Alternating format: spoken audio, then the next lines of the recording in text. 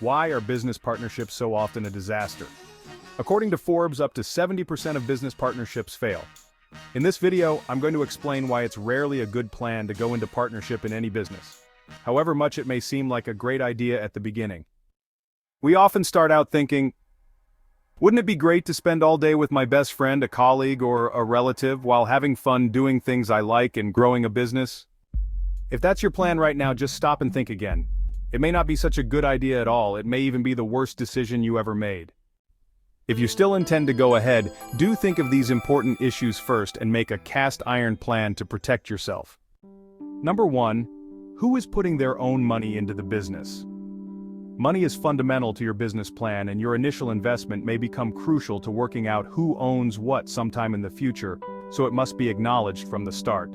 Whatever you do, don't think you sort it out after you've started. By then it will be too late. By the way, the proportion of liquid money invested should be exactly proportionate to the share of the business, and this must be put in writing, preferably by a solicitor. You will be grateful one day, especially if you are the one who put the most money in. Second, borrowing money. This is a significant step that requires careful consideration and planning at the outset. To borrow money from a bank, you need security, usually in the form of a property. This means you must have an asset that the bank can hold as collateral. Whoever provides that security risks losing their home if they fail to repay the loan, especially if the business fails. This is a serious commitment and should not be taken lightly. If you are going into a partnership, make sure all parties are taking the same risk. It's crucial that everyone is equally invested. Anyone who doesn't and expects to be a partner is a freeloader. Secondly, you may be tempted to take out a business loan jointly. This could be a mistake in a partnership. Try to avoid any joint loan at the start.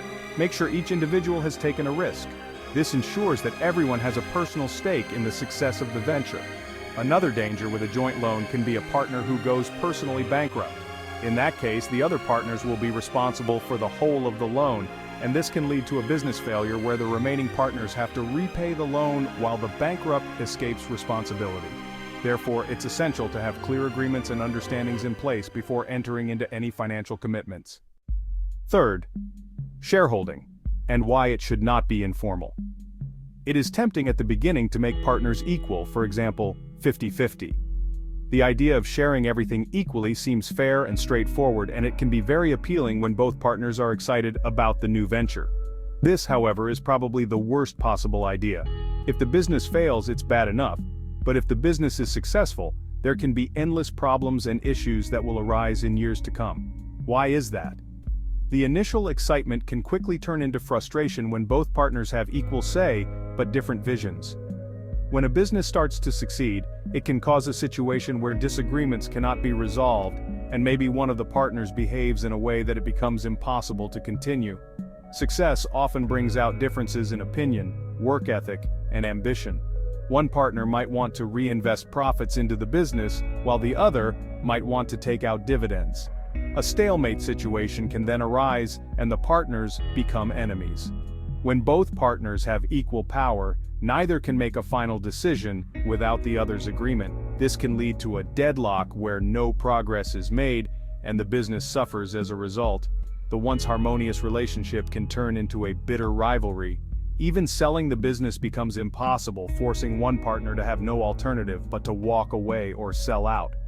The partner who walks out could even be the one who worked the hardest and finds the other partner intolerable. Avoid 50-50 partnerships at all costs.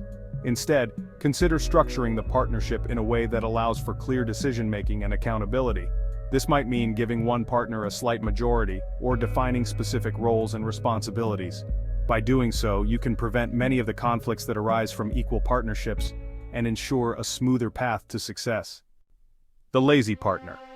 It happens in every business. No matter the industry or the size of the company, the dynamics of partnership can often lead to one person shouldering more of the workload.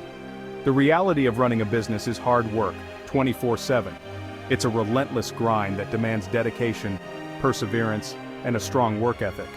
And even if one person is conscientious, putting in the hours and effort needed to drive the business forward, it is often likely that another will not be exactly equally hardworking.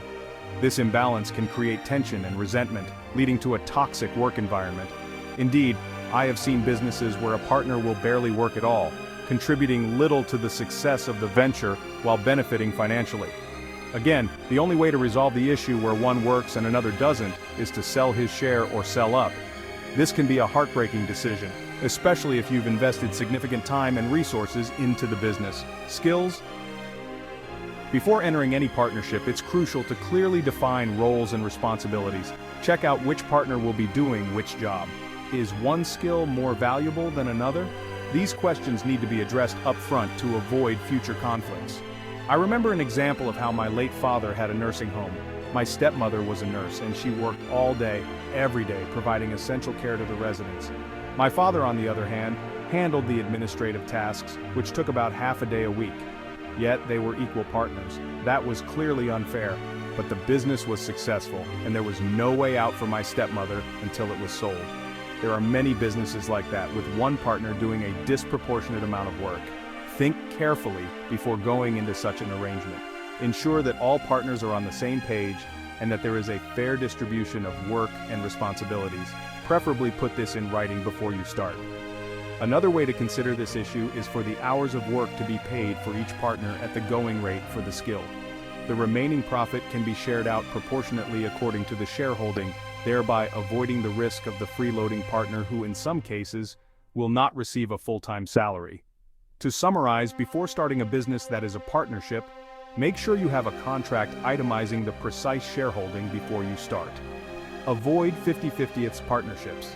Spell out where the money invested came from and detail the job roles and the minimum hours. Make this a legally binding document.